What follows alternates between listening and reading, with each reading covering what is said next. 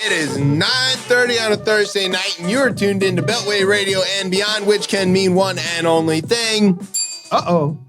I got the wrong bell. That's the bad bell. Hold on. This is a good bell. Good bell. Oh, welcome to Chip Chat. It's Chip Chat, everybody. Yeah, I'm Chip. So Tez is not here. If you're watching on the screen, you'll notice that Tez has been replaced with Patrick. Right. Hi. I'm a different black guy. Hi. Yeah, right. If you're the white audience, this is not the same guy. We know you can't tell. That is one of the funniest things that turns out to be really true, is that people of different groups have a hard time telling other people apart. It's true. It's the wildest thing. It's across cultures. It's across races. It doesn't matter. Yeah, but I was really sad when it turned out science proved that one. I didn't want that to be true. It is. It is true. Yeah. That we'll see. We'll notice in the comments. Watch. Yeah, right. We'll find out. Don't worry. We don't let certain people comment. It's like, he's not as funny. What's going on? Right. Yeah. You know? That guy has a different beard. What's all right. So anyway, I had written an intro for you. You're the special guest co-host. You're a writer, a poet, the maestro, Mr. Black Picasso himself. Too kind. We're going to ask you some stuff maybe along the line, although I never really got around to writing interview questions because it's all good. Yeah, we'll just two old friends just chopping it up, right? We'll just make it up. All right. Also this week, there is a lot of stuff. This is a very newsy week. You did not know that when you agreed to do the show. No, I did not. It was very dense. So we've got Trump's got to pay for play. Yeah, that's not good. Jailhouse Georgie's back in the news. We've got the CNN debacle. That we just have to talk about. CNN. I watched it. Yeah, even if you didn't, it's okay. You heard about it. CNN, aka Fox Light. Yeah, they're trying. We're going to talk about that. Suffice it to say, it was a disaster. I don't think I've ever watched. No, I have, but not for many years. Not since the 2016 campaign.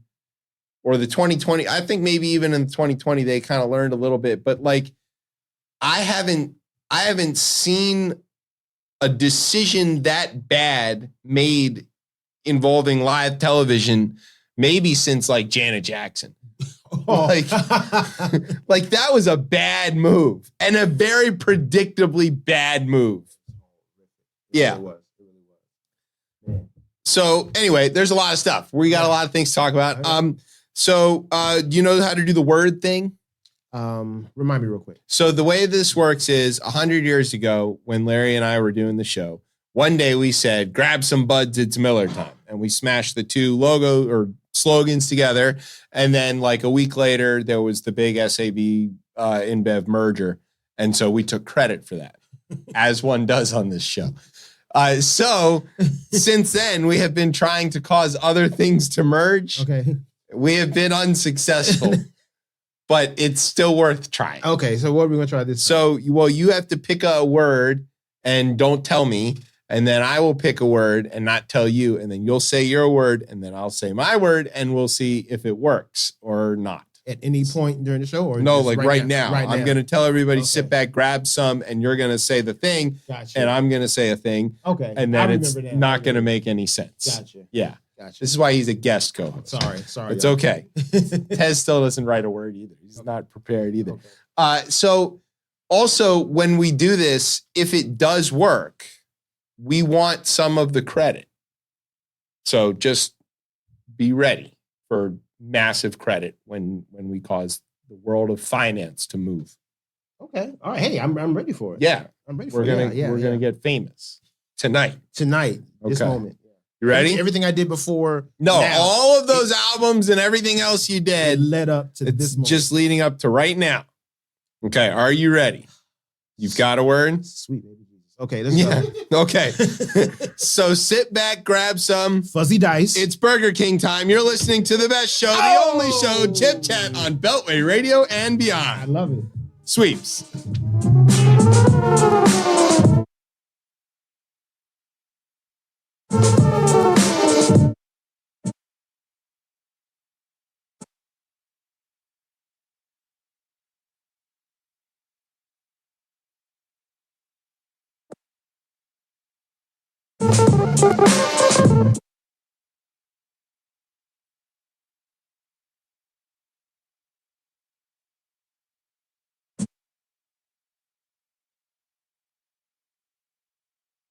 Chip Chat here on Beltway Radio and beyond. I'm your host, Chip. With me tonight is Patrick.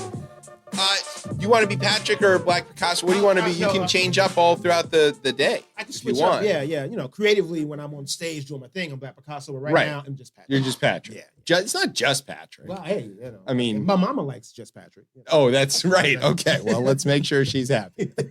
Hope she's not listening, though. Okay. Right. Sorry, Mom. All right. So we have to talk about this CNN thing. So a couple of, maybe more than a couple things, but here's some like background information that people need to know about what happened. Okay. CNN put on a town hall at a college in New Hampshire. Right.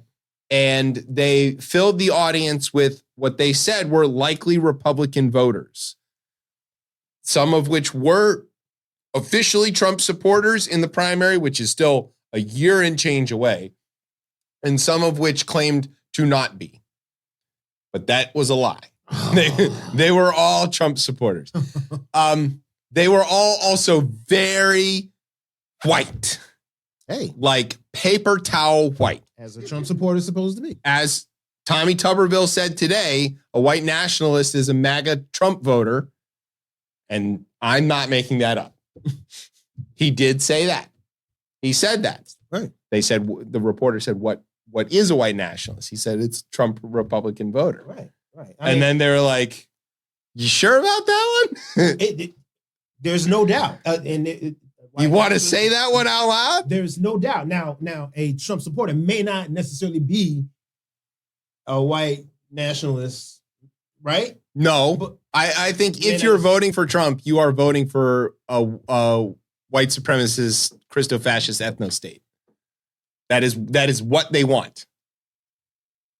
Oh, wow. Okay. Right. But some of them are being duped. Yeah. Yeah, that's true. Okay. Right. They might not realize, they might not be intentional white supremacists. Right. They show up. Just sort of like, right. I think this is right. I'm going to put on the robe. Yeah. Everybody else has the hood on. I guess I'll put mine on. It's a weird barbecue, though. The grill is up on its side. So anyway, okay. So they held this event, and it was hosted by Caitlin Collins, who is one of their morning anchors. I think she's on the morning show. I'm not totally sure. I think she was on with Don Lemon. One of the important things to know, though, is that before she got this gig, she actually worked for the Daily Caller, which you should be very alarmed to hear those words, because that is a white supremacist Nazi publication. It's an online Nazi newspaper. And so while she worked for them, then she was often a guest on Fox News, because of course she was. Right. Thank you, Tommy Tuberville. And so this was as friendly a deal as they could have possibly set up for Trump. Right. And they did it live. It was a live town hall. That's a problem. There were a lot of us who were hoping for real live television gotcha moments to happen. Yeah, the problem is the gotcha moment really only works if the person can be got. And so if Donald Trump sits in that chair and says the election was rigged, and Collins goes, no, it wasn't. He just goes, you're nasty, shut up, and keeps moving. And it doesn't work. I've said it before, and I'll say it 100 times more. The major superpower of the modern Republican Party is their immunity to shame. He said one thing true the entire night. One. What was that? What he said was, she asked him, the debt ceiling was raised 3 times while you were president, and now you're telling Republicans to go ahead and let the United States credit crash. Why? And he said, you want to know the answer? Because then I was president, and now I'm not. And that's true. That is true. It's gangster as shit. Yo, it is very gangster. But that's not presidential, but that is, wow. That's very gangster. Wow. It's up there with I can shoot people on Fifth Avenue and get away with it, which apparently is also a thing that he does. I mean, so that was the initial setup, but then this whole system got much more complicated by the fact that the day before, a New York jury in a federal civil trial came back with a $5 million verdict saying that Trump sexually abused and defamed Jean Carroll. Right. And so then later when he gets asked about this in the thing, he defames her again on live television. She's got still another defamation suit against him pending. It's not finished yet. Okay. Now it's going to be a third one. Like it's one of those, it's like the Coyote and the Roadrunner. You know, like he falls off the cliff. He's going to get burned in this lawsuit again. It's another $5 million, whatever it is. And he's going to do it again. Wow. He's just going to keep doing it. And this time he did it in front of 3-4 million people this time. Yeah, he did it in front of all of us. And I mean, can he learn? I don't think so. So will he learn? Probably not. Nope. He's just done. Too old. I don't even think it's a function of old. I don't think Donald Trump has ever been able to learn anything in his life. He operates entirely by instinct. This guy is making it up as he goes all the time. And he can't freestyle. Like, I don't know. He has a bit of a rhythm, you know. Well, he has a cadence to him for sure. But what he does is he falls into these like loops. He sees the videos. You know, you see how he dances. You see how he dances, but like he falls into these loops. You got him. You say one thing and it's like a prompt, you know. But then that triggers that loop to play, and he goes, "It was rigged. This is it." And you know, he just like repeats. His stream of consciousness it's nuts, isn't it? It's pretty wild. So here's what we learned from this event. One, he can't stop lying.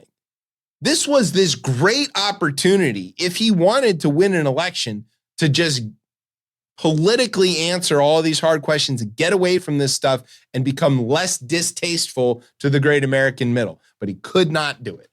He couldn't do it. He was just like, you know, the election was rigged. And she goes, no, it's not. And he goes, yeah, it was. Shut up. And then he says, I wasn't found liable. And she goes, that just happened yesterday. It's $5 million. and he goes, they said I didn't rape her. And she goes, right. They said you sexually abused her. And he goes, no, I didn't. And like, it just goes, no, that's not true. It wasn't me. Right. Yeah. He's the Shaggy song. The classic, right? So that was one thing we learned. The other thing we learned is that Republican voters love this shit. They were laughing at the comments like it was a bit. I feel like he's not I mean he remains Teflon Don. My only concern is that we just keep him out of the seat. We need to keep him out of the overall. Well, that's what Biden tweeted out immediately after this. You want more of this? or if you don't want more of this, give money to my campaign now. That was the tweet. And I was like, yeah, here you go, Joey. Like, I don't understand, but to his voters, this is what they want. They were in. You could hear him laughing, you could hear him cheering. He goes, she's a whack job, and they all go, yay! Right. Like, you just lost $5 million. Like, she's a 4 at best. I wouldn't have I wouldn't sexually assault her. Yeah. She's not my type. That's what he kept saying. And we are gonna talk about the actual trial, so we'll get to it there. But another thing we learned is he was smart about one thing. Caitlin Collins tried to pin him down about would he sign a national abortion ban. Okay. And Republicans in general for 100 years have said yes to this until Roe was overturned. And now they are seeing the consequences of this, and it's not cut and dry, and people they know are affected, and states they know are grappling with this and finding out that the voters are not on that side at all. Kansas voted down an abortion ban. Kansas. Wow. Yeah. So they're not, they're the dog that caught the car, and now they realize that they don't know what to do with it. Right. So she goes, "Are you going to sign a national abortion ban?" He goes, "Well, I'll sign whatever, makes sense." And like in his classic sort of Trump word salad, he just says nothing. It's just this like stream of gibberish. He goes, "Well, it's got to happen. We're doing bigly things. It's strong, but right. If it's not going to happen, then it's got to happen. But right, if you try and the people don't like it, then you got to try a different thing." And right. And you're like, "Wow, he's freestyling." Yeah, pam. Yo, I love it. Jazz Trump. Hey, I love it. We won something here. Yeah, right. Okay, so he did say that. The other thing that seemed like an easy win, but he swung and missed as hard as possible. And again, all of this on purpose is, should Ukraine win the war? Oh, And he goes, "No." and like, is Putin a war criminal? He goes, I don't know. Like, what do you mean you don't know? How do you not know? This man still has investments. He has business. He has a P-tape. I was going to say he has wives purchased over there. He has, you know what I mean? He's got some business here. He needs to kind of keep intact. He can't anger his handler. Right. I understand that. But like again, this is an easy one where you can get back all of those independents by getting this question right. And he knows that. And he's just like, nah. Still just go Russia. You have a man running for president of the United States who is supporting the Russians in a war of aggression that does not need to happen and is happening live on television in front of the entire world, where they are killing hundreds and hundreds of people. And he's like, yeah, that's whose side I'm on. I have some friends, with people over there who are, they're stuck, they're trapped.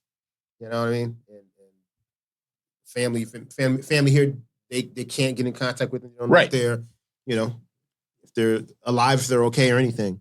And this is still an active war. Yeah, and absolutely. This is an easy question. And so immediately in the aftermath, there was a lot of questions. So let's back up literally a day before this to the verdict that comes out of the courthouse about E. Jean Carroll. The story that everybody needs to know here is that E. Jean Carroll is a writer. Back in the 90s, she ran into Trump at a department store and claims that they were kind of chatting with each other and right. and they went up by the dressing room right, and it got a little flirty maybe. And then she claims that he grabbed her by the pussy, let's say. I don't know where I've heard him say that. And attacked her and raped her. And that since then, she's been a wreck. And then she went out and told everybody this, wrote a column about it, and he called her a liar several times and defamed her and tried to ruin her career. And so she got this into court, and the 9-member jury, because it's a civil case in New York, that's how they do it, 6 men, 3 women, including several Trump supporters, we found out, returned a verdict in less than 3 hours that, yeah, that motherfucker did it. And he owes her $5 million, which, I know this is going to shock everybody, is a lot of money to Donald Trump because he's broke. And that's why he can't talk bad about the Russians, because he needs the $5 million. The trial's over. They're appealing it, of course. The sad part about this is we don't get to talk about Joe Tacopina very much anymore. And love that. That's dude. a great name. Joe Tacopina. Tacopina. What's the Curb Your Enthusiasm? What's the guy? Bob Sacamano.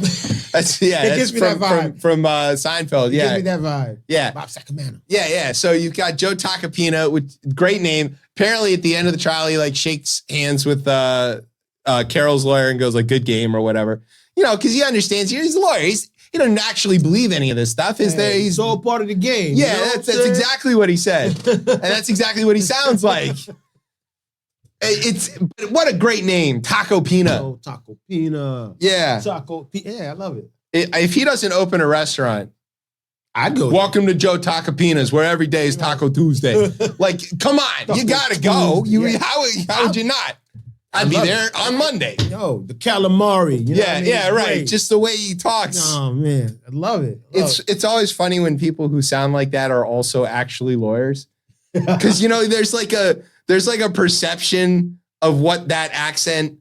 He should be like a plumber or like a garbage man or like something tougher. I need to see him in action. I need to see him lawyering in the room. Right. You know what I mean? It's straight. This is Joe Tacopina, but the habeas is in your corpus now. I don't know how I don't know how to lawyer, but that's what I imagine. But that's what Trump deserves, though. You know what I mean? Right. So he loses the case, and then that story comes out, and the question then again, we're doing this thing, and the media's got to learn this because they're getting it wrong again. They're falling for it. They go and ask John Cornyn and Kevin Cramer and all of these other Republican senators who are supposed to be the, sort of core of the party and say, what do you think of this? And they all say the same thing. This is no good. This guy is pretty unelectable. The people don't like this. A verdict like this doesn't put a checkbox in a positive category, said Kevin Cramer. And they're wrong. They don't know where their voters are. To the people who voted for Donald Trump once or twice, they don't care. There is, again, not only do they not care, some of them are excited by this. Yeah, absolutely. I mean, they're proud of this.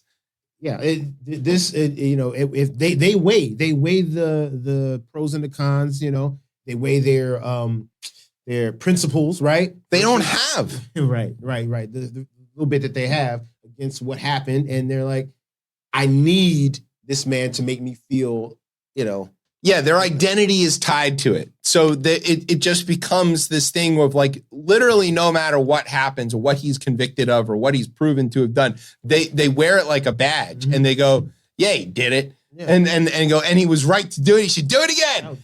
She wanted it or whatever, like they're out there saying, no, but they're saying that kind of stuff. Or they just go, I don't believe it.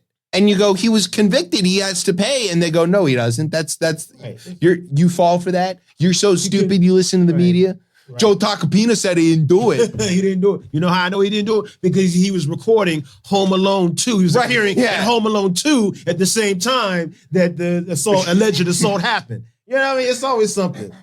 And so they're not getting it. And the media is still getting this wrong. They're talking to the wrong people. Asking Republican establishment figures, party leaders, governors, all of these other people who have a vested interest in getting him out. They don't want him around. He's toxic. He's lost 3 elections in a row, counting the midterms, right? So this guy is bad for their brand. If they want to get back to giving tax money to billionaires and suppressing poor people, they need to win elections, and they can't do it with Trump there. So they want him out. But that's why asking them is the wrong people to ask. You know who gets this right? Jordan Klepper.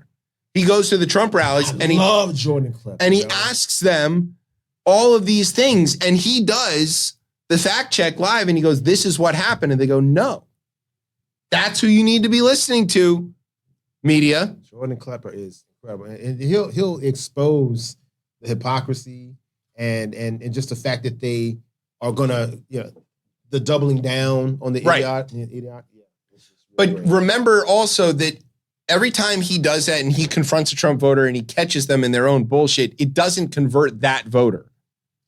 Right. That person is not going to let go of this. Right. All it does is make us liberals laugh, right? It does, but also it kind of highlights who we're dealing with as a group, as a species, let's say. This is what these people do believe. And if we don't start thinking about what to do about that, we are going to fall for this same trap. And like I say all the time on this show, eventually this is going to end. The haze will lift and these people will have to reintegrate into society. And we are going to have to figure out how we're going to do that.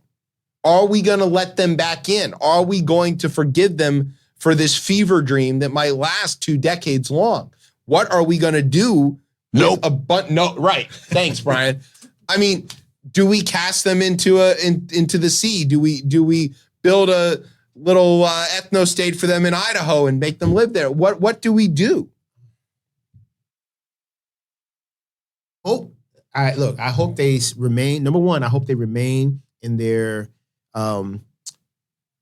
cold conservative states. Yeah, right. Those square states. Yeah. The ones with the corners. Right. Stay in all of those. Remain there. You know what I mean? Because then I know where not to go. Right. First and foremost. Yeah. And we can work on the rest. You know what I mean? You don't have to necessarily secede or anything like that. But they're part of like our neighborhoods too. Like you don't see them because they know to keep their heads down. Listen. But you might be living next to several Trump voters and not know it. Right. There are rooms in my house that I don't go to. Yeah, there you go. Okay. Yeah. Hey, listen, we all have those boomer parents. There's a bunch of shit in that room, and I'm not going in there because then I have to deal with it. Yeah, that's fair. You know what I mean? So that's the way I'm looking at it. Okay. That's the way to do it. Okay. We stuff Trump voters in a room that we don't go into. Got it. Thanks, Pat. All right. Here's what we're going to do. We're going to take a break and go find a very small room to stuff all of the boomers into. And we'll come back with the next half of the show. You're listening to Chip Chat on Beltway Radio and beyond. Okay,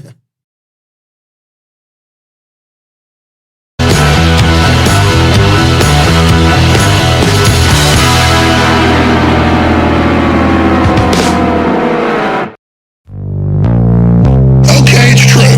I stayed up late last night, so I had half the turbo force this morning. The vitamins, the minerals, the amino acids. The vitamins, the minerals, the amino the vitamins, the minerals, the amino acids. The vitamins, the minerals. That's turbo force. 5 different types of caffeine doesn't have the crash. 5 different types of caffeine. That's turbo force. 5 different types of caffeine doesn't have the crash. 5 different types of caffeine. That's turbo force. Can't derive 500 milligrams slow burn. The very best. I want a long burn. Can't derive 500 milligrams slow burn. The very best.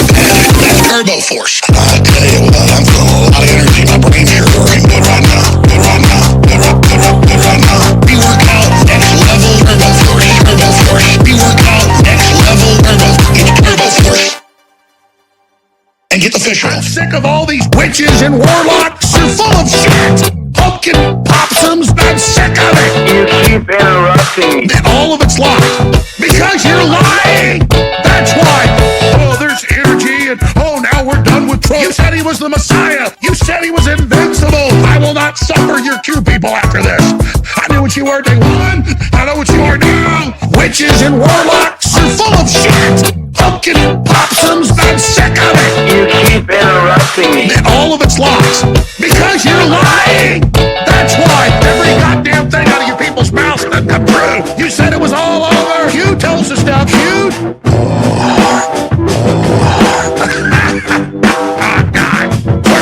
Witches and warlocks, you're full of shit. Pumpkin popsums, I'm sick of it. You keep interrupting me. And all of it's lies. Because you're lying. That's why witches and warlocks, you're full of shit. Pumpkin popsums, I'm sick of it. You keep interrupting me. And all of it's lies. Because you're lying. That's why. Because every god thing. Hey, welcome back to Chip Chat here on Beltway Radio and beyond. I'm your host, Chip. With me is Patrick. That was Tez's favorite stuff. He's not here, but we're playing his hits for him. Shout out to Tez. Yeah. That was a new one, the Turbo Force one. I don't know. Brian's getting really good at finding weird Alex Jones shit to play, but Turbo Force. Oh, that's fun. I want some of that now. 5 kinds of caffeine. I'm not sure that how many kinds of caffeine? I didn't realize there were that many. I only know like 3 sources of it. There's coffee beans, tea leaves, and chocolate. What? Cocaine? That's not. No. That's not caffeine. No. It's just its own. That's its own thing. Okay. Don't listen to Pat. He's a musician. You know, they're different. All right, now we've come to a part of the show called The Rundown. This is where I tell you about some stuff that's going on in the news. In this case, this is the Rundown Crime Edition. From Beltway Radio and beyond in Washington, D.C., I'm J. Scott Smith. And this is the part of the hour where I tell you some stuff that's going on in the news. Thanks, Jay. Dateline, Islip, New York. The biggest crime here, of course, is that reporters had to go to Islip.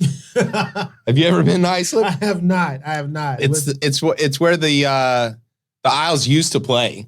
Okay. And it's the 3rd airport that you could fly into and be in New York.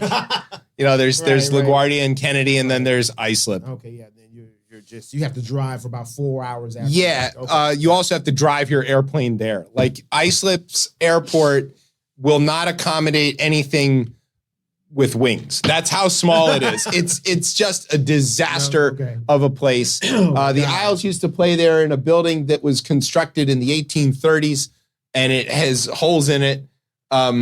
So, you know, it's great. Oh, hey, I'm probably going to end up there. Yeah, I'm sure you'll play a show there one day at the Islip Coliseum. Right, the Islip Coliseum. Well, you might end up playing a show for the county jail there so that you can perform for our favorite guy, Mr. George Santos. Oh. If that is his real name, which it's not.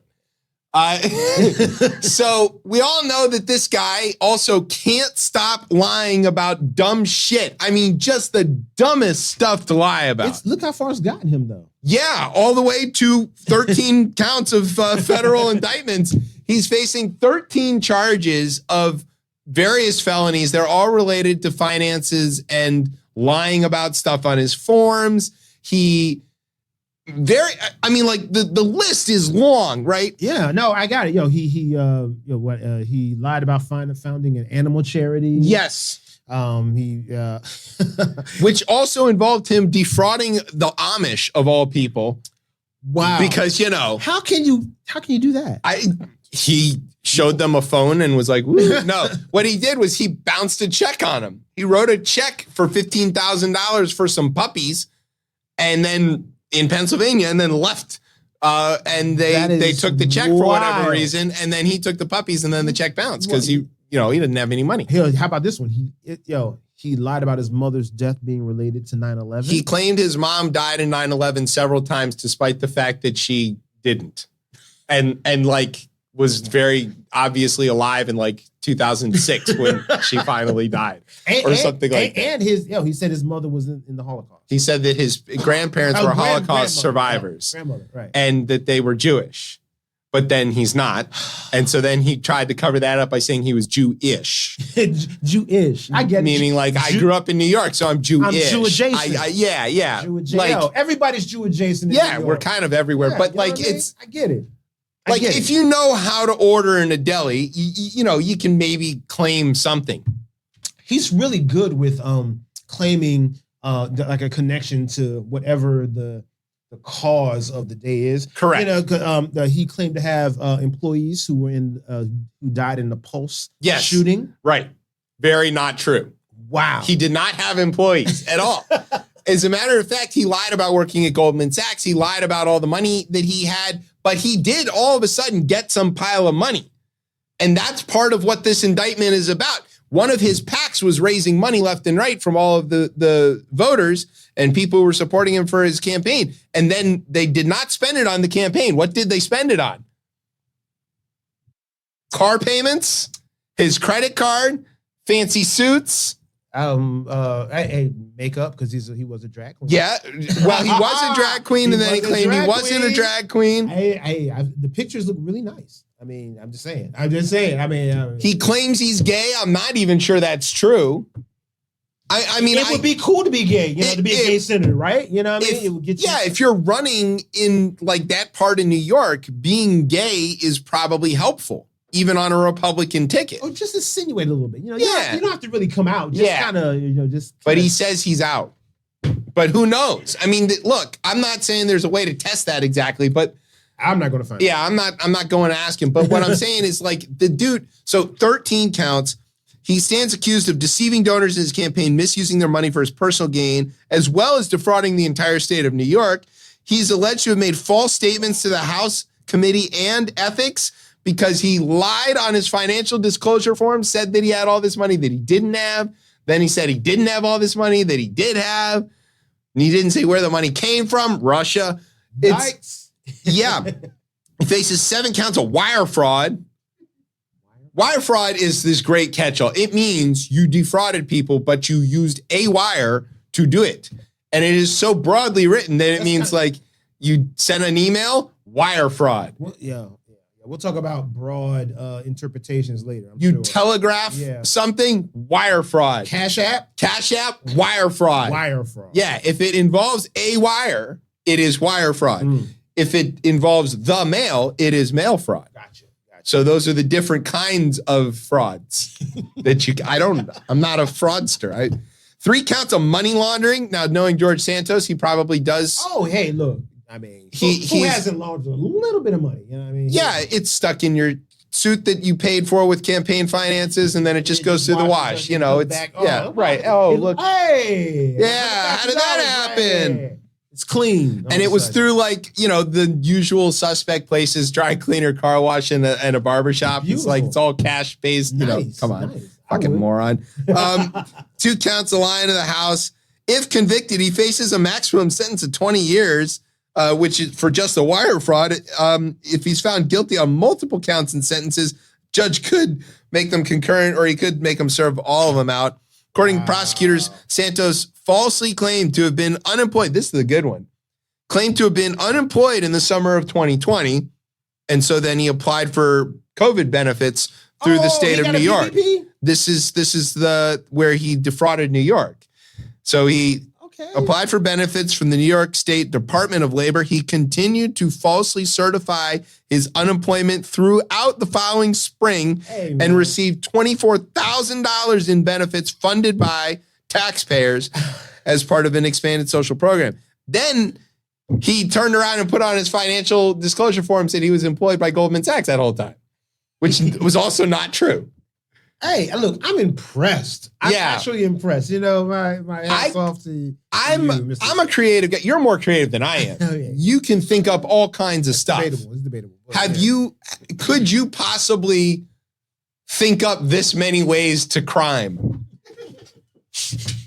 You've written how many albums and books and all kinds of stuff. Can you crime this rapidly? Crime that now that I want to say yes. Yeah, right. If I really buckled down. Right. You know what I mean? And forgot about my family, my children, you know what I mean? And just really just applied myself. I could. Yes. So the next issue of Universe is going to be like the crime issue. Right, the crime issue. Yeah. You know what Here's all the crimes we could think of.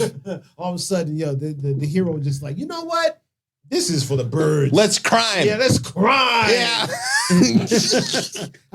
I like it. All right, so George Santos is, what we do know, actually not Belgian or any of that stuff. He is Brazilian. We do know that. Okay. That's his family came from Brazil. So speaking of... Can't lie about that. Correct. We saw it happen. There's, immigration forms. Right. Speaking of Brazilians breaking the law. Ooh, I like that. You like that segue? Yeah, I like that one. Dateline, Brasilia. Oh, no, wait, it's Brasilia, so it's like a samba beat on the teletype. There you go. Brazilian police on Wednesday raided the home of former President Jair Bolsonaro, arresting his trusted aide, seized his phone as part of a probe into his COVID-19 vaccination records.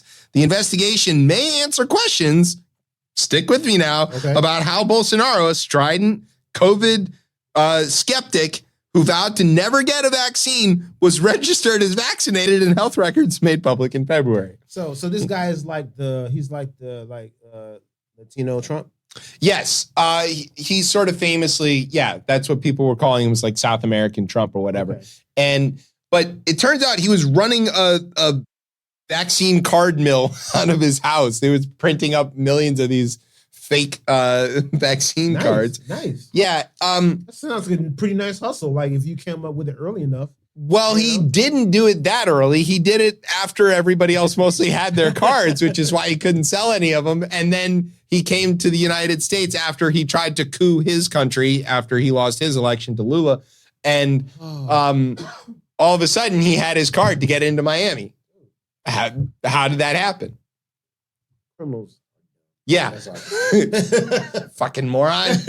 Like, again, you guys, all y'all like right-wing autocratic idiots, it doesn't work. It eventually, there's no like autocrat that has succeeded in living out their life as such without, like, Franco might be the only one who just died finally. Okay. But all the rest of them end up like dead by the hand of somebody close to them, or they get like thrown in prison, or their country gets lit on fire. But like, there's no successful autocrats. Never. Putin is like maybe the longest. Hanging on by a string, actually. Yeah, he really is. Didn't he fake that drone attack on the Kremlin like a couple weeks ago? Oh wow. Yeah, it's like, oh, this explosion happened, and we think it was the Ukrainians. And they're like, we don't have drones that go that far. Nobody has drones that go. Did anybody get hurt? And they're like, the Russians are like, what? No, it was like, so you expect us to believe that and everybody was fine, and all the cameras were rolling when it happened. Cool. Oh man. Even the Soviets were smarter than that. They were like, yeah, is dog in satellite, you know? So the raid on his home, right? He confirmed the raid on his home, and he reiterated that he had never taken a COVID vaccine. That's right. He didn't take it, but also his records are up to date, saying that he's got it. Yo, yeah. I mean, at this point, I'm not gonna say nobody cares anymore because COVID is still a thing. It's still out there. One of my friends recently just had a bad run with it last week. So yeah, it's not gone. It's just the thing that we now have to live with because of idiots like this who couldn't do the right thing in the first place. Yeah. Scamming the system. Yeah. He was kind of late. Also, get your updated boosters and stuff. I'm a little late on that. I gotta get my bivalent. Me too. Yeah. Me too. But yeah. So I just have been careful not to lick anything. That's how you get COVID. No, that's not how you get COVID. It's airborne. I mean, you can get COVID by licking stuff. Yeah, I'm just teasing. Like, please do the things to be safe. Okay. This last story in the Rundown Crime Edition is the most what the fuck story I think I have ever read. The initial headline, this is from the Daily Beast, so it's a little long-winded, but there are characters in this story that you need to know, and I'm gonna read this headline, and it's gonna make your head hurt. Okay, I'm ready for it. I'm ready. Okay, let's go. Alt-right agitator Milo Yiannopoulos used the credit card of Representative Marjorie Taylor Greene's campaign last November to purchase an internet domain for Kanye, who has still not announced his 24 bid. He was reimbursed for the domain transfer by Kanye West's campaign the same day for $3,000 above the cost, according to the receipts obtained by the Daily Beast and a person with knowledge of the events. Beautiful. Oh, I love that. Isn't that an insane sentence? But it makes perfect sense. It really does. I mean, because go on. Yo, Kanye has never been gone. All right. Right. So he's there. He's still in the picture. And that would be a lot of fun, you know, for him to throw his hat into the ring. He's ready. Yeah. He's ready. And I'm ready. Yeah, you're ready. Aren't you ready? Come on. I mean, I'm not. Look, it's a comedy radio show. Yeah, we want Kanye in the race. This is, I don't want to have to write stuff. This is much funnier. Yeah, reality has been great for us. Oh my God, yes. The story is insane. The receipts match FEC filings from both campaigns, so they did record their stuff, unlike George Santos. Those filings show that on 22 November, the Green campaign reported a $7,000 expense to GoDaddy's hosting service for domain registration and hosting the same day. The Kanye 2020 committee, which is still what he's operating under, because remember, he pretended to run in 2020. Right. Reported paying Milo Yiannopoulos $9,955 for domain transfer. So, as best as we can understand this, right, here's some other things you need to know. At one point, MTG hired Milo as a intern or something. So he has some connection to her office. Had to keep him on the payroll, right? Yeah, but she fired him 6 months into it. Okay, so that's one thing to know. When Kanye showed up at Mar-a-Lago, this is getting even more insane. When Kanye showed up at Mar-a-Lago with white supremacist Nick Fuentes, Milo was there and claims to have set it all up and filmed some of it. Okay. For a documentary that he was making. Makes sense to me. But Kanye fired him or said he was never employed and didn't actually set it up because he's a lying scumbag or something. Also makes sense. Sure. Yiannopoulos, who has taken credit for arranging the Mar-a-Lago evening, told the Daily Beast. So not only is he doing this, but when the reporters, and the Daily Beast is a notoriously left-wing operation, call him up, he talks to him. He's like, yeah, I'll fucking talk to you, whatever. He told the Daily Beast that he set it all up, but that he didn't personally attend. Kanye fired Milo after the provocateur told NBC News that he orchestrated the dinner with Fuentes, quote, to make Trump's life miserable. Now we've added another character. But the disgraced hip-hop mogul rehired him as a political director last week. So this has all happened. Brand new. And then last week, so we're at 11 May.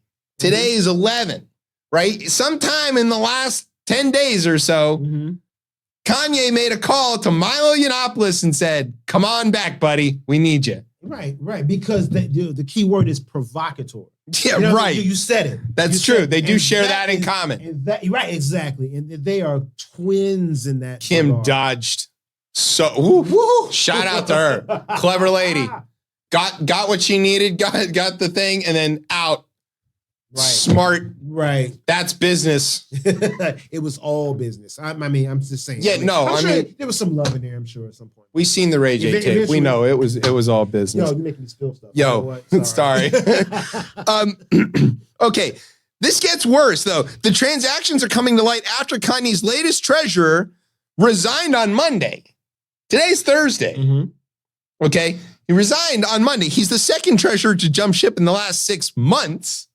Because one of the things you need to know is if you're the treasurer of a campaign, you are personally responsible for things being accurate. And if they're not, you can go to jail. Absolutely. Yeah. So if you're working for Kanye and Milo, maybe not the best move. Got out of there. Let's see. The receipts were turned over to some people. Right. They were first published on Twitter by far-right activist Laura Loomer, adding another character to this story, though the Daily Beast obtained them from a different source. We don't know who that was. Right. The treasurer declined to comment for this article, but the Green campaign also did not reply to a request. However, Brendan Fisher, a campaign finance law specialist and deputy executive director at Watchdog Document, told the Daily Beast that if the Green campaign paid for Kanye's web domain, quote, that's an excessive and unreported in-kind contribution to his campaign. He also noted that if Yiannopoulos charged the Green's campaign card without the campaign's knowledge, then he may have committed a range of serious violations, including wire fraud. There's the wire fraud. Okay, so I would say probably the wire fraud happened there. Probably. I don't think Marjorie knew about hey, would you like to find out? Or she did. I mean, this all fits with her whole thing where the rules don't exist and she does whatever the fuck she wants all the time. I would have to go back and see if Marjorie ever supported Kanye or co-signed anything he's ever it doesn't matter. If the opportunity for chaos and attention exists, MTG is there. Because they're both wild cards. Yeah, she just wants the attention. All right, I can see that. Okay. It literally doesn't matter what the message is. Right, okay. That's malleable. She can make up anything. Okay, I can see that. I can see what you're saying. First, there's a question of Milo using the Greens campaign card without authorization, which would be theft. Then there's the personal use question. Campaign funds cannot be used for personal benefit. So Milo told everybody, yeah, he did this. Okay. And he said he was working for Green's campaign at the time, but he did it so that he could get hired back with Kanye, meaning that he used Marjorie's campaign funds for his own personal benefit, which is, these guys can't stop. And it's, again, stupid criminals. It's, and you know, you find out about like people who, I don't know, like rob a convenience store and leave their license behind or whatever, and you're like, oh, that's a stupid criminal. Right. This is dumber than that. Because it all has to be reported. You're all on paper doing reported. It. Right. You're like tracking. You're like giving receipts immediately. Yeah. Like, You come home and you're like, honey, guess which criming I did today? I got to fill out my crime reports where I did criming. Crime invoice. My invoice, yes. Right. I'm going to charge $7,000 to MTG and get $9,000 from Kanye. Give you that. Carry the 3 and so, going to fucking prison. Why are you doing this? I don't know, man. I do have an idea that Milo is trying to go to jail. You said trying to go to jail. Yeah, because that's a pretty hard accusation. Well, trying to go. He's famously gay and mad about that he's gay. Like he doesn't want to be gay, but he is. And so that's why he's like a conservative Republican who's gay. So look. Martin Luther King was trying to go to jail. Yeah, because he was trying to prove a point. So Milo's trying to go to jail because he wants to get the point. I think. Oh my God. I think Milo's plan is to go to jail so he can experience a gay lifestyle and claim that he didn't choose it. No, that's what I think. I'm not going to.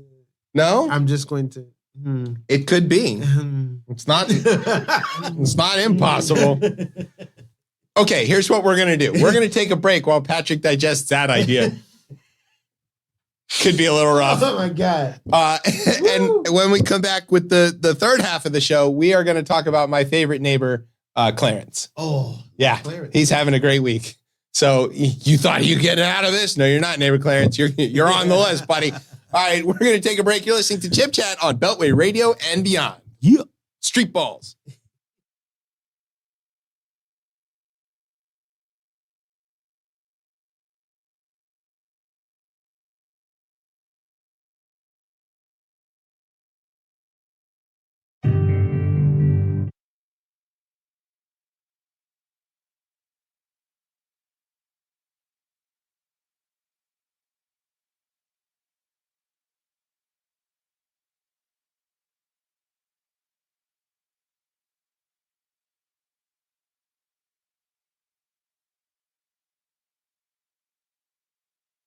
Hello, everyone.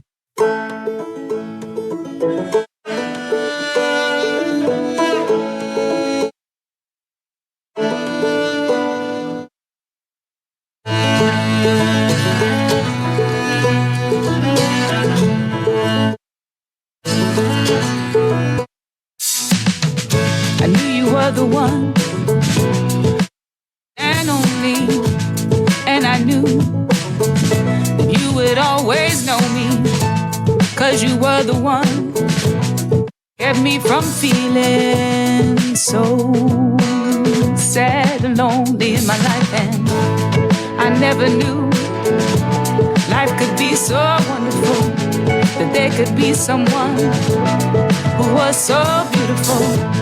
And I never knew that I could be so free to love someone like you. And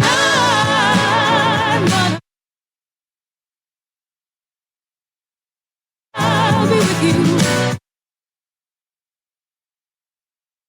I never thought I'd fall, but you're the one.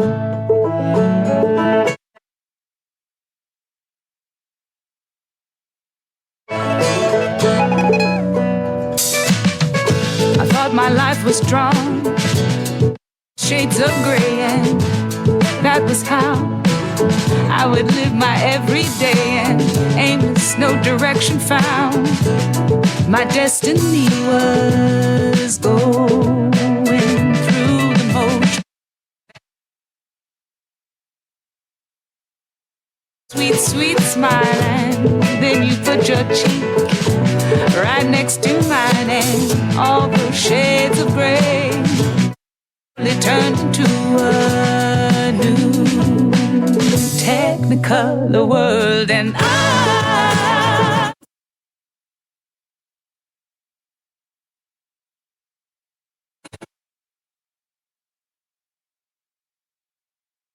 never thought I'd fall, and I'm gonna love you.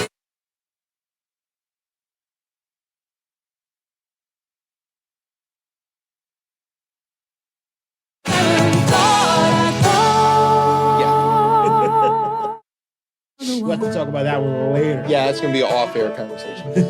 All right, welcome back to Chip Chat here on Beltway Radio and Beyond. I'm your host, Chip. With me tonight is Patrick. What's up, everybody? I got the bell this time. Yeah. Look at that. Tez isn't here, so he doesn't get the bell, so I get to do it. Ah, ha, ha. All right, now we're going to do a segment that is unfortunately a bit of a recurring segment on this show. This is about my neighbor, Clarence.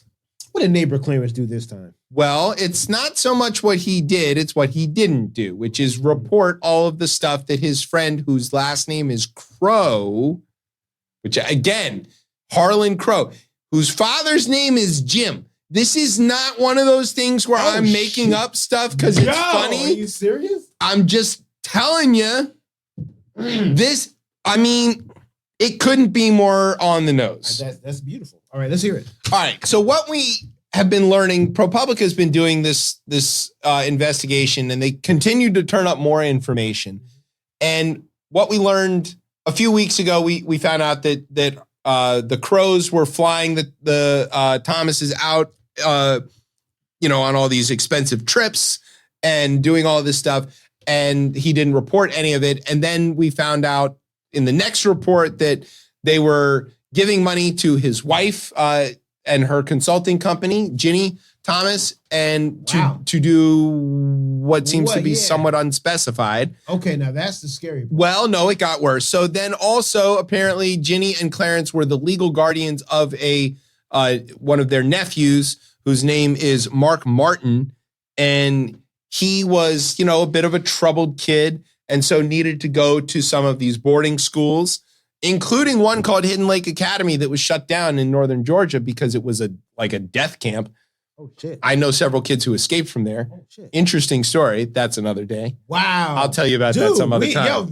We definitely need that, but okay, all right. Yeah, I don't know. I don't want to tell anything about that on air in case, privacy concerns. But so what we found out is that Harlan paid all of the tuition for all of this time that Martin was in these schools, and it's not cheap, $6,000 a month or something like that. So also he bought Clarence's mom's house, and she still lives there for free. Harlan did all this? Harlan bought Clarence's mom's house and added on to it and built all this other stuff.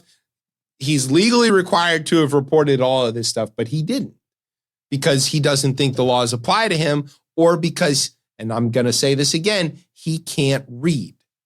There is this lingering question about whether Clarence Thomas is illiterate. Really? It's a weird theory. It only exists in left-wing chatterbox groups or whatever. But if he could just say, look, I can't read, that would excuse a lot of this, because he's like, I didn't know there was a law because I can't read. He's like, but is that okay? All right. So for the first half of the career, Scalia was there to tell him what to say and think. He never asks any questions because he doesn't read any of the briefs because he can't. And then his clerks write all the stuff, and Scalia tells him to sign it. So, oh wow, that's the theory. I want to ask so many questions. Wow, I did not know about this. It's a ridiculous theory. Well, I'm the only person who believes this. I'm going to be honest and say I'm not sure how ridiculous it is. Because older black people they had to get by any way they could. And sometimes I know several people who are illiterate but some- still get through society just fine. Sometimes they did, but it would be a huge accomplishment. Yeah, to have gone to Harvard and done all this stuff while being illiterate. Right. To rise to the Supreme Court and be. But I'm sorry. He's also Gullah Geechee, so that was like one of the things for a long time that people said, like, okay, the reason he's uncomfortable speaking is because of that. Understandable, right? Because I know people who are Gullah Geechee, and that could, the cultural, the way they understand language and interpret it is different, right? Yeah, it's its own language. It's and real. Okay. Yeah, wow, of course. Look this up. This is a wild ass theory. I'm not saying you should believe that. No, but I'm going to explore it now because I had not. Go down the rabbit hole, see what you find. It's gonna be nuts. Bring a snack. I'm here for and it. then climb back out. Wow. Okay, but what did happen this week is the Senate Judiciary Committee sent a letter on Monday to Harlan Crow and basically said, look, we're gonna pass laws to force the justices to disclose more than they're doing right now, because the law basically doesn't force them to do anything. There was some sort of weird supposition that if you're a Supreme Court justice, you're sort of an ethical person and you'll at least follow the rules. Supposedly. Well, and say what you want about various awful Supreme Court justices like Scalia. I don't think he's a liar, or I don't think he was a liar. I don't think that Beer Can Brett is lying except about raping people. Beer Can Brett. Yeah, but I don't think that these awful people like Scalito, that's Alito, but he's little Scalia. Little. Yeah, Scalito. I don't think that he's a liar. I think he's a bad man with bad intentions, but he wants to achieve his goals by the letter of the law, which he might invent sometimes, but he's not breaking those kind of laws. He's not lying on his financial disclosure forms. Gotcha. And of course, I don't think that Kagan or Sotomayor or Ketanji are lying about these, because they wouldn't have any reason to do that, because they're not doing anything shady. And I don't think any of the 8 are doing anything shady except for one. There's one, and that's neighbor Clarence, because he has demonstrated throughout his entire career that he feels like he's owed something. He's walking around with this chip on his shoulder, and he walks a little funny, I know, because I see him at Giant. And it's the chip. It weighs him down, It's not really. I have seen him at Giant, yeah. Wow. Yeah. The big credit, the thing that Tez is always on me about, I did not trip him. I was going to say, I don't know. I had an opportunity. Whoa, what would you do? I could have saved the Republic. Could have saved Roe. Just knocked him over. You had just stuck your leg out. The second Biden was inaugurated, I could have just a little bit. Yeah. Or just left the banana. Could have saved so many lives. You slipped on it, It would have gone out like a Three Stooges movie. It would have been poetic. Yep. Right? How did Justice Thomas go down? Well, Larry and Curly were on one end, Mo was behind it, it could have been that. But no, so I didn't do that. I didn't. Okay. Because he's still just an old man. Absolutely. Absolutely. And yeah, we have to don't beat up old people. Bit of respect. Yeah, tiny bit. He's still a human, I guess, maybe. I don't know. His wife might not be. But I can say what I want on the show. Nobody listens to it. But so the Senate Judiciary Committee was like, yo, we're going to regulate this shit, and we need to know. And so they sent a letter to Harlan and were like, you need to tell us everything you gave him since he's not talking. Right. Because if you don't, we're going to make everything you do illegal tomorrow. And Angus King of Maine was like, look, Supreme Court, do the thing on your own so we don't have to, because we're going to do it. Dick Durbin is out there with the other 10 Democrats on the committee. They signed the letter asking Crow to provide an itemized list of gifts worth more than $415, which is what the legal limit is. To made to Thomas or any other justice or justice's family member, as well as a full list of lodging, transportation, real estate transactions, and admissions to any private clubs that Crow may have provided. The Judiciary Committee is now the second Senate committee to target Crow after the ProPublica investigation. Guess how many Republicans signed this letter? 0. That is correct. Okay. All 11 of the committee's Democrats, including Senator Dianne Feinstein, who came back from California this week, signed it, and none of the Republicans joined. Not a one, because they don't care. Again, immunity to shame.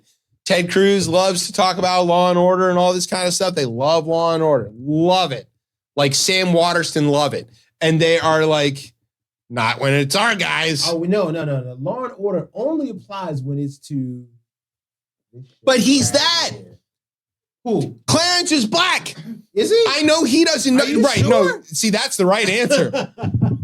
He hates that he's black. And this is the thing that, like, I don't know how he can't remember this, but in the end, when the chips are all out, they're just gonna look at him like another black guy.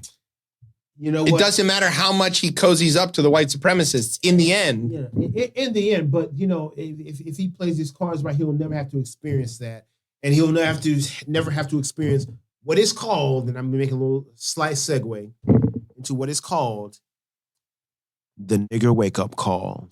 Yeah, when you realize that the white people around you. I don't know if that's you can. I don't know if that's bell worthy. No, you can. I'll hit it. That's absolutely yeah. That's when this is the same thing like with Stephen Miller thinking that he can cozy up to the white supremacists and they're going to forget that he's Jewish and they're not. Right. Yeah, it'll happen. So you know, you hope it doesn't happen. Nobody hopes that happens to anyone. No, certainly not. Because it can end up being deadly. It probably will. You know what I mean? But you know, sometimes he'll just end up just in being a jail sentence. That proximity to whiteness thing though is it's. I mean, okay. I obviously present as white and like you know am in a white society. You know, and I mean, okay, who can't tell I'm Jewish? But like for real, like you know, I'm around and you know sometimes they bro me in on their racism. Hey man, well you know how they are. I'm like, right. Yeah, who's they? Go on. I wasn't going to say it, but yeah. Okay, but what do you, as people are listening, they might not be able to tell. You are a black individual. I am African American. You are the black Picasso of all things, absolutely, right? So absolutely. Why are you the black Picasso? He's not the white. Because the white one, man, Patrick. He was really prominent, and I was pretty early in on on creating visuals, right? You know, with my words, and it naturally happened. So I think he should have to be white Patrick. The white Patrick. Yeah, that's the only fair way. You know, like why does it go one direction? I love that. It doesn't make sense. I've never thought of it before, but Spanish Patrick, Patricio. Right. Because Picasso was actually, wasn't he? Was he some like? I don't know what he is. Was he Italian? No, he's Spanish. Yeah, he's from Spain. I know that. Right. And he paints in cubes. Okay. We'll look that up. Whatever. Doesn't matter. Okay. So, but anyway, so you are a black person in the United States. Right. It's a rough gig.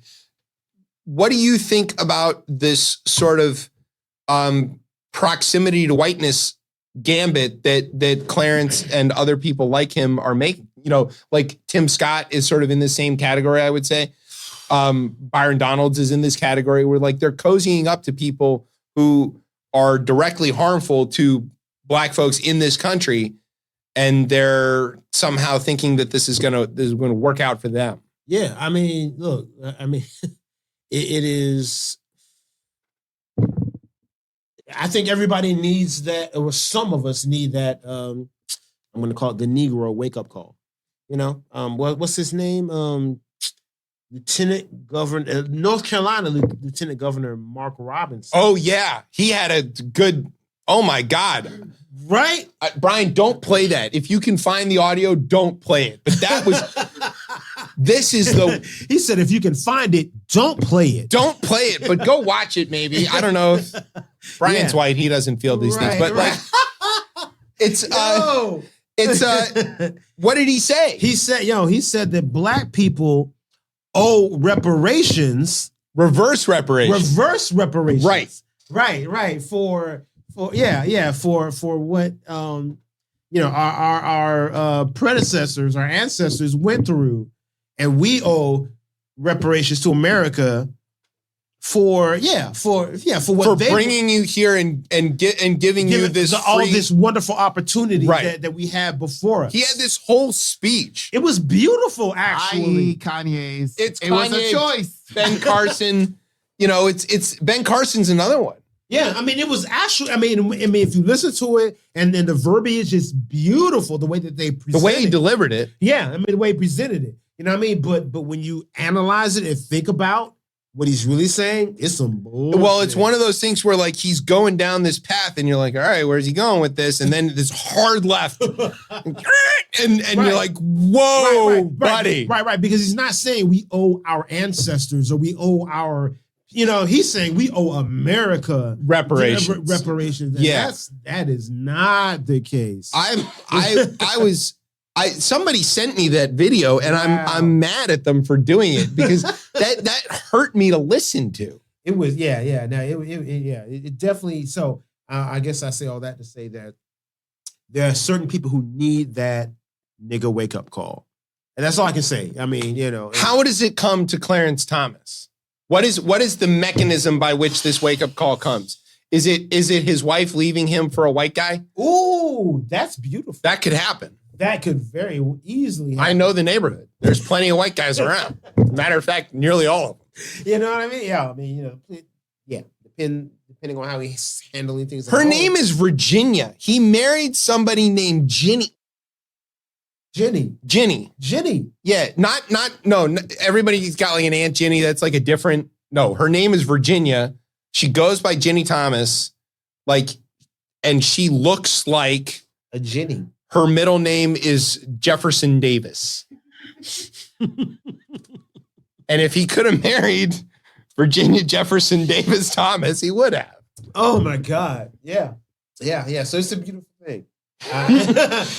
Really, it is. It's beautiful. I love their love. What a great country. Yeah, I mean, where a Gullah Geechee guy from Georgia can grow up to hate black people. Everybody needs somebody. That's true. You know what I mean? You know what I mean? Even if you're a lost black person who has no sense of self, and you can find somebody who agrees with that. Yeah, he did. 100 of them. Oh boy, did he? Didn't Freddie Mercury say something like that? Yes. Somebody to love. Yeah, absolutely. Can't somebody find me somebody to love? Absolutely. Woo. I don't want to take this too far because it starts to get a little gross. We've taken this as far as we can. But suffice it to say that the walls are closing in on neighbor Clarence, and I don't know what's going to happen if maybe Roberts is going to go lean on him and say, look, buddy, you're damaging the court. But I don't think Roberts actually cares. And I think that if he says that, Clarence would say, look, I've been here longer than you. Shut the fuck up. He has that right. I mean, that's how it's a lifetime appointment. So what is the solution? Goes, right? Term limits. That's how tenure goes. Term limits. 18 years. That's it. Everybody rotates out. There's always 3. Every president gets a pick. That's like an easy math. Have you ever thought about how many more years some of these people have? Every day. And RBG should have quit when she could have, and Obama could have replaced. Instead, we end up with Coney Barrett. If RBG had quit, yeah, we would not have Amy Coney Barrett. Really? That's correct, because Trump put her because she died after not quitting when Obama was there. I mean, that's the thing. Oh, right. She should have quit. Okay, this was the same thing that we were all on Breyer, retire Breyer. He did listen because he listens to the show, of course, and we got Ketanji Brown Jackson. But this is the thing. This is not supposed to be this. When they were writing these lifetime appointments into the Constitution, people only lived to be 40. That's a really, really important point. You know what I mean? Because now the lifespan is essentially doubled. Yeah, basically. I mean? Right. So we're stuck with people who are thinking, who are stuck in a mindset for 40 years prior to what, and the I guess the sensibility. I don't know. The average age in the Senate is 72 or something like that. We're being governed by this gerontocracy of people who are just not connected to the rest of us. Make that up, or was that a real word? No, that's a real word. Yo, gerontocracy. I'm going to I didn't make that up. I'm gonna put it in a poem. Yeah, Don't worry. I'm sure you are. And I'll give you credit. Okay, I get a writing credit. Of course, that's what the show is about, giving me credit for other people's stuff. Speaking of which, I'm sorry. Go ahead. Let's go ahead. I'm going to put you to the test here. All right. Oh God. So before we do this thing, I want to sort of give some of your credentials, Oh no. right? Okay, so I you have no credentials. well, you are a poet. I'm a poet. You work for an organization that promotes poetry and helps people develop and all of that kind of stuff. Right. Develop their creative selves. Yeah. You were in a group called the MCs. Yeah, I am. You yeah. wrote. You still are in the group, I guess. Yep. Shout out DP if you're listening. You are, let's say, a wordsmith. I am. This is a fair way to categorize. And the credits go on and on. He writes comic books. You have facility with language I that hope those so the rest of us are jealous of. Oh God, here we go. All right. You got to have vocab. Yeah, he's setting me up for some shit. I don't know what it is, but here we go. Dateline, Salem, Oregon. Republicans blocked votes on bills about abortion, gun control, and gender-affirming healthcare in Oregon this week have based their boycott on an obscure 44-year-old law that requires bill summaries to be written at the reading level of 8th or 9th grade. So their contention is, this is too hard to read, so we can't vote on it. Now, you're the wordsmith, so I'm wondering if you could somehow reconfigure the squiggles on the page into sounds what they can understand. But okay, look, okay, I know what you're talking about. I know what you're referring to, right? They are trying to these lawmakers, I'm using that loosely, air quotes, because they're not fucking like making any laws. They're avoiding making laws, right? That's right. They also didn't raise this issue with any of the other things that passed this session. Dozens of other laws they were like, fine. that were presented, but all of a sudden, when it came down to these two issues that were hot button topics, right? Regarding was it transgender gender affirming care, gun control, and abortion. Right. All of a sudden, they found somebody. I'm assuming an intern or somebody like went through and searched and found this obscure ass. Well, apparently law. back in the 70s, there were a number of these things that were passed. So here's how this works. The 1979 law that Republicans are justifying their stay away with specifically requires bill summaries to have an 8th or 9th grade reading level measured by a score of at least 60 on something called the Flesh Readability Test. Right. So you know this thing? I do not know it, but I read up on it. So, okay. So like the law as presented is saying that the law, as when it's written, has to be presented in a way that on a 9th or was it 10th grade? 8th or 9th grade. 8th or 9th grade level, so that the words aren't too confusing or too big. And on the surface, this kind of makes sense, right? You shouldn't write laws that are so technically complicated that people don't really understand what they're voting for and that the public can't understand it. However, bro, I am a fan. Bruh. Thank you. Yo, I am a fan of innovation. Right. Yo, look, and I gotta say, like, Republicans never cease to impress me with their dedication to obstruction. Yes. Because that is exactly what this is. There is nothing less than obstruction. I mean, basically the conservative movement, to conserve means to not move forward. Dude, right. So that is dap me up, please. That is exactly what we're talking about. I've always wanted to say that to people, but people always gloss over that. No. Conserve means to not go forward. Right. Yo, that's why we're progressives. We're going forward. We're moving forward, but and they're conserving. They want to hang on to it. Yeah. Yo, cuddle it in. Right. Keep it as close as you can. But not if it's the same gender as you. It's not a thing. They don't want to do that. So the idea of obstruction, right? So like I get that the framers of this law, like way back in the 70s, I think. Yeah. Right, back in the 70s, they didn't have much, in my imagination is that they didn't have much faith in the comprehension skills of their successors. Well, it's really funny that they're saying like it's important that we follow the law because if we're passing laws today, we're just expecting in 20, 30, 40 years that people are just going to ignore the laws. And like, so now you're adhering to this. It's also unclear if anybody's ever used this reason. Never have. Ever. Never. Since it was passed. So, no, this is the only thing that could keep them from actually showing up to work and doing what they were supposed to do. The flesh test was designed in the 1940s to measure how easy it is to read and understand a text. Right. The readability test factors, right, so word and sentence length. Wait, bro. So check this out. So it was developed in the 40s. It wasn't administered until the 70s. Yeah, they didn't add it to the law until the 70s. Right. And then they didn't even think about really using it until just now. Yeah. When it and only on these things. That's some bullshit. Yeah, no shit. That's some bullshit. Here's my favorite quote here. Fuck you! God! God damn it! Right. Gary Willems, the Oregon House Minority Leader in 1979, was one of 31 bipartisan votes that passed the bill back in the 70s.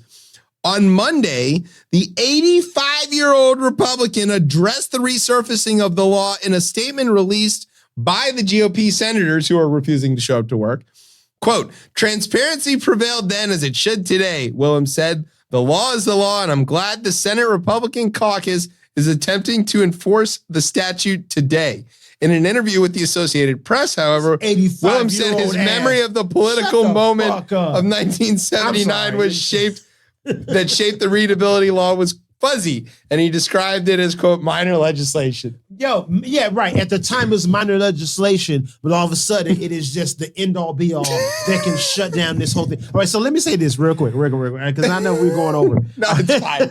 Brian all right, look. Okay, so, all right, yeah. I'm a poet, right? But I'm also a fan of straight talk. Yes. All right, now, I'm a parent. So I understand that the idea of abortion and protecting, these things, it could be, of concern to a parent, right? On face value, just as a way to describe it, I do not like the way the bill is presented, right?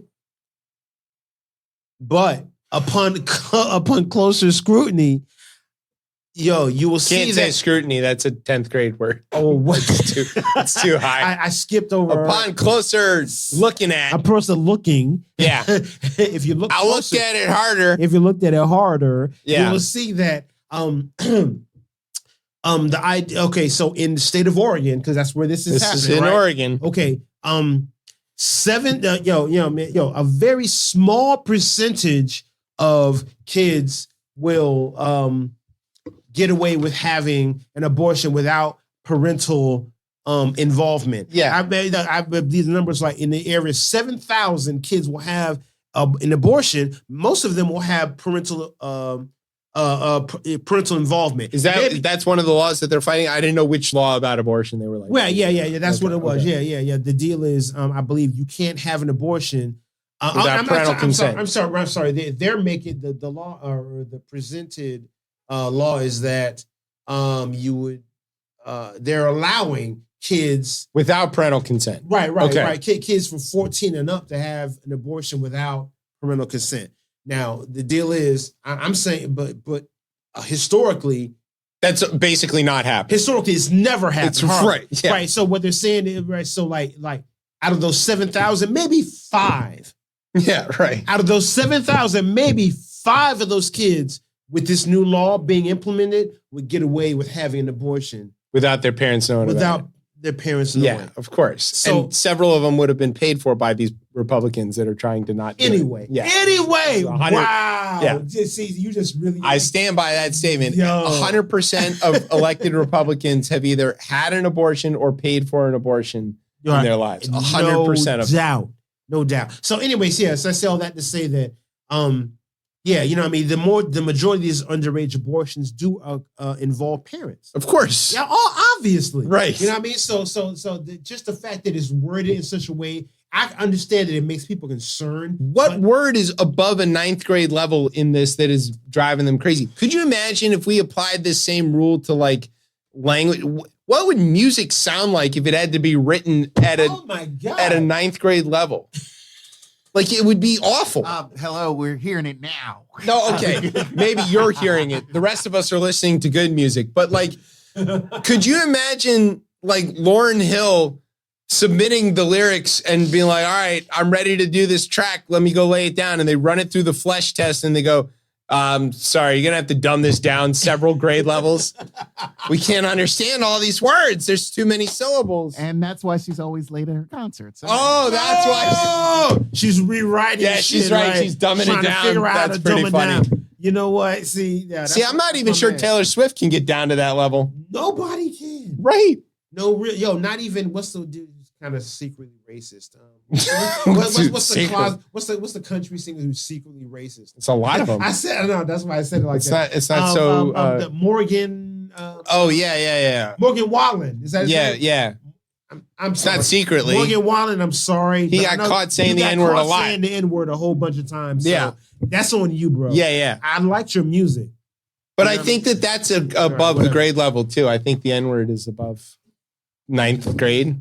Yeah, probably. I don't think I read any books with that word in it apart from Huck Finn until after 9th grade. I don't know if too many country singers are above 9th grade level. I'm sorry. Yeah, that's true. It's a lot of monosyllabic stuff. Woo! I mean, the stuff is great. I love it. Dude, don't get me wrong. I'm a country music fan. I am too. But lyrically, yeah, their shit is unmatched. Yeah, I wish R&B singers were as deep as. It's also like it's about conveying huge ideas with very little language. Right. You know, riding in my truck. That is a whole scene. It can say so much. Vignette. Depending on who's with you in that vehicle. Yeah. It could be your dog. It could be your girl. It could be all. It could mama. be both. It could be right. All of them. Yo, you know what I mean? Probably It could be R. Kelly's next victim. What? No, quiet, Brian. Jesus Christ! He's trying to get us thrown off the air, bro.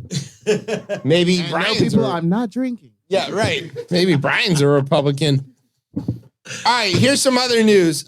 Inflation is easing a little bit. It's eased to the lowest level in 2 years. Prices are still a little higher than normal, but prices rose only 4.9% in April compared with the year before. The BLS reported Wednesday morning a 0.4% compared to March. It's been a significant progress on inflation. It seems like Jay Powell might have some idea what he's doing.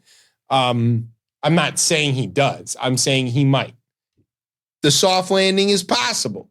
We haven't crashed yet, so we're still making jobs. Yeah. Jobs are important. Getting inflation down, tightening some of that credit.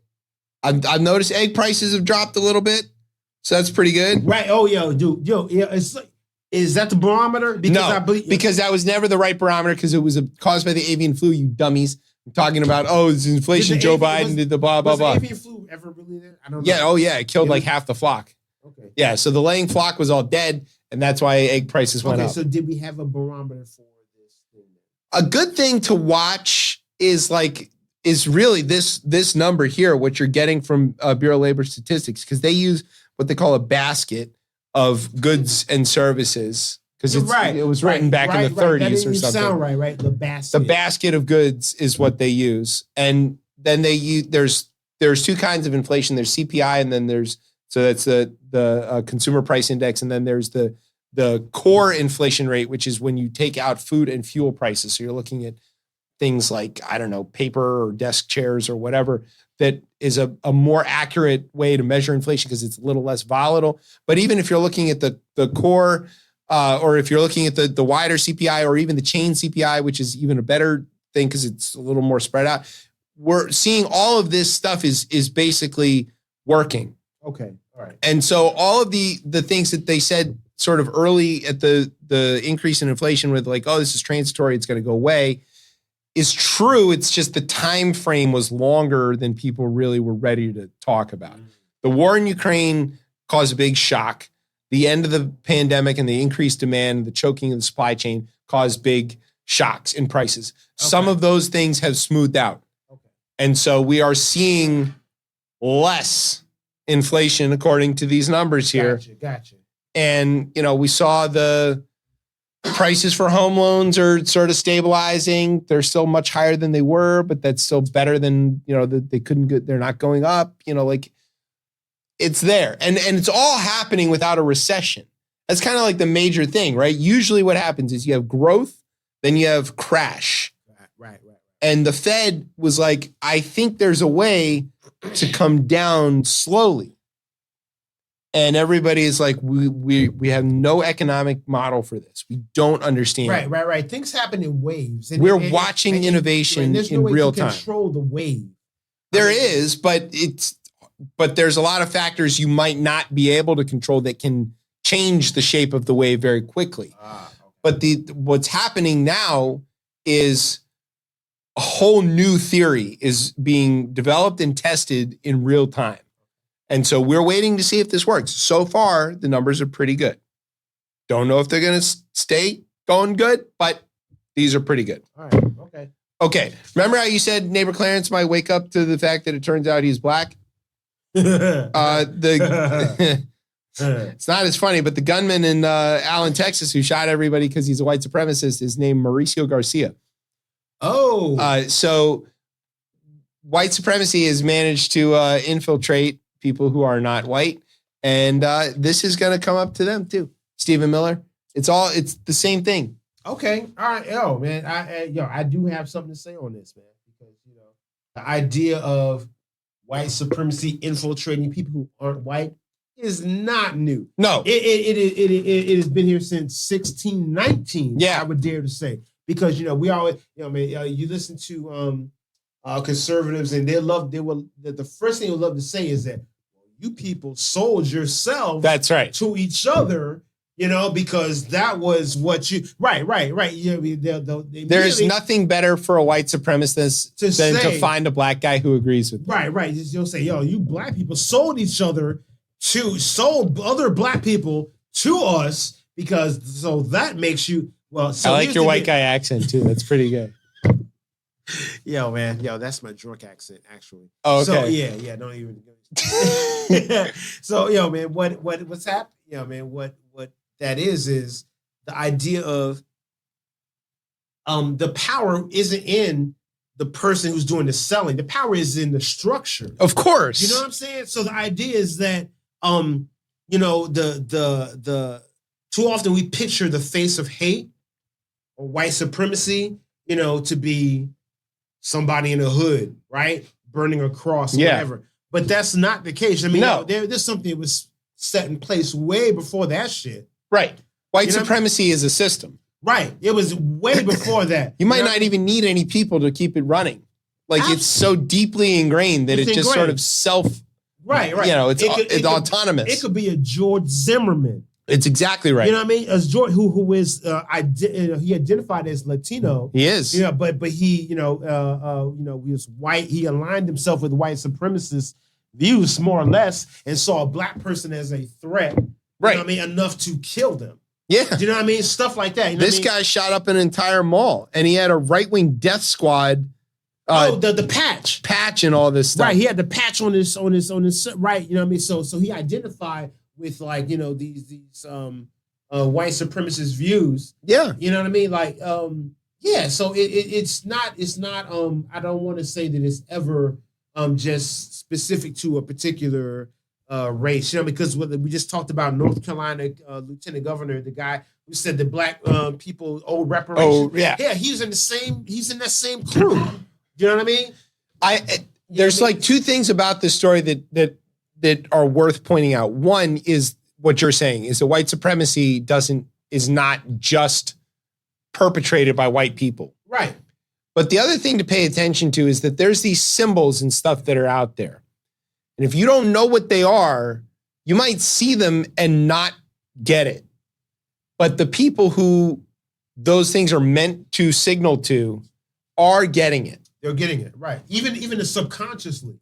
Yeah. So what I would say to people who are maybe blissfully going through life, not thinking that their neighborhoods are full of dangerous, violent white supremacists, is learn their symbology, learn their language, learn their notation and all of this stuff, so that when you see a car or a truck with a 3% symbol on it, Oh, wow. Yeah. which just looks like the Roman numeral 3 surrounded by some stars, you Right. might not even notice this. At all. You need to know what that means. You need to learn what these acronyms and these initials and all of this stuff means. Right, These right. numbers, there's a lot of numbers Right. involved you see in a this. cross all the time. You'll see the variations of the cross that people will, most Americans look at a cross and go, "Oh, that's a beautiful thing." It means that oh, you love Jesus. or Yeah, whatever, right. But But know which cross you're looking at. right. Know what that iron cross is. Know why it's that iron. You got to know this stuff. You got to have your head a little more on a swivel. And the problem is, if anybody's listening to this who isn't already this, once you see it, you can't unsee it. Right. And your entire life is going to be understanding that the world is not what you thought it was. Right. And so it is a little jarring. But if you are a member of a minority community in this country, Black, brown, Jewish, whatever, you need to know this stuff. And if you're connected to people who are that, if you have friends, family, people who you love who are one of those things, If you are empathetic and you want to know, you would definitely need to understand. it's worth it. It's worth it. Go out and learn this stuff and pay attention. Go look it up. There's all kinds of websites that will show you these catalogs of these things so that you can understand. Southern Poverty Law Center does a great job sort of explaining some of these things, naming the groups, and so that you can understand what their various ideologies. But you got to know because they're out there Definitely. and they're dangerous. Right. And there's more of them than you think. Right. We're ending on a really, really somber note. Yeah. Well, also, fuck white supremacists. I mean, they're assholes. That's not a symbol exactly. It's not. But, all right. Well, look, we're close to on time, which is going to make Brian really happy. It's just almost never happens for him. So that's pretty good. Patrick, thank you for hanging out and appreciate you, man. being a part of the show. Love you too. You are an integral part of this show, whether you wanted to be or not. Shout out to my Universes crew. Love y'all. Come back on the show. You got a new book out, right? Yeah. We have issue number 2 coming out in the next couple of weeks, so keep an eye out on that. Universe. It's spelled the way it sounds. You are right. YOUNA verse. Universe. Universe. Yes, definitely. Go get the book when it comes out. We want to get you back on when Definitely, bro. we need copies Appreciate of the book. you, man. All right. And any new music or any of that kind of stuff coming out? Oh, we're working on it. So just stay close, man. It's like a reunion tour. Right. Oh yeah. Substantial's going to be our guest next week, by the way. Oh, that's if my you dude. wanna, Shout out to Stan. We're doing the stuff. Priest has a new record out, by a new video out. Yo, man, off that same record. you got a nice roster of black guys coming through. I appreciate We that, seem man. to be doing this show it's really is good. where you come to get famous, apparently. Just saying. The chip chat bump is real. All right, so thanks for hanging out with us and all Thank that you, stuff. bro, man. Thanks to our radio partners, CNN, MSNBC, and Newsmax. Thanks to NOTN for keeping us on for another week, maybe. We don't know. Thanks to our digital media meatball, Isaac Elam. Thanks to our home on the interwebs, coplaymedia.com. And thanks, as always, to our family here at Beltway Radio for making us sound as smooth as Donald Trump's deposition in the Jean Carroll case. All right, where can everybody get you on the social medias and stuffs? Oh man, look, real quick, man. I'm at Black Picasso's Gallery. That's on IG. Yep, Black Picasso's Gallery. Besides that, Poemcees, POEMCEES. and all over the Words, Peace, and Life. Oh yeah, definitely. Yeah, man. I work for Words, Beats, and Life. Go follow them on all the platforms. Yeah, all the platforms, and definitely, man. I appreciate all the energy. Yeah, man. I support y'all. Just support me back. All right. Of course we do. All right, you can find me on the Twitter, and I just checked. I tried to get my thing reinstated again. Not reinstated, Elon. So you can get me on Twitter and the show at Chip Chat RR. You can find us on Facebook or Instagram at Rip Chip Chat. We are on the TikToks. If you want to find us on the TikToks at Rip Chip Chat, of course. And you can find us every Thursday night here on Beltway Radio and beyond. I'm Chip. That's Patrick. Brian's over there somewhere. You've been listening to Chip Chat on Beltway Radio and beyond. Woo! Street balls.